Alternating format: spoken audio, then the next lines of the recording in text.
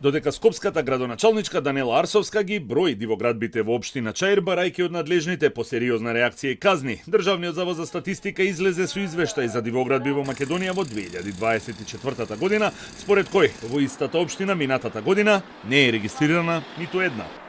Од Државниот завод за статистика информираат дека минатата година се регистрирани 757 бесправно изградени објекти, од кои 151 се објект за домување, односно стамбени и стамбено-деловни објекти и викендици.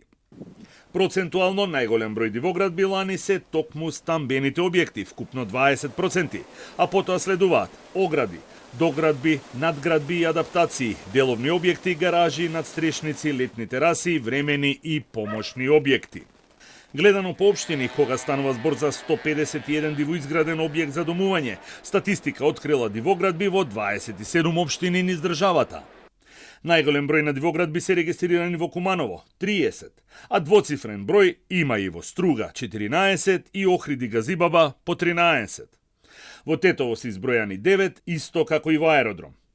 Од скопските општини покрај Чаир, статистика минатата година не открила нови дивоградби во Центар, Сарај, Шуто, Оризари и Бутел.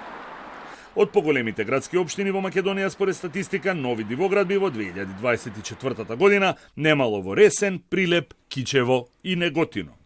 Скопската градоначалничка Данела Арсовска викендов соопшти дека во Чаир открила стамбени објекти изградени без дозвола во последните неколку години, за кои во општинската документација стои дека се изградени во или пред 2011 година, а чии сопственици или инвеститори тогаш уште не тргнале ни во основно училиште.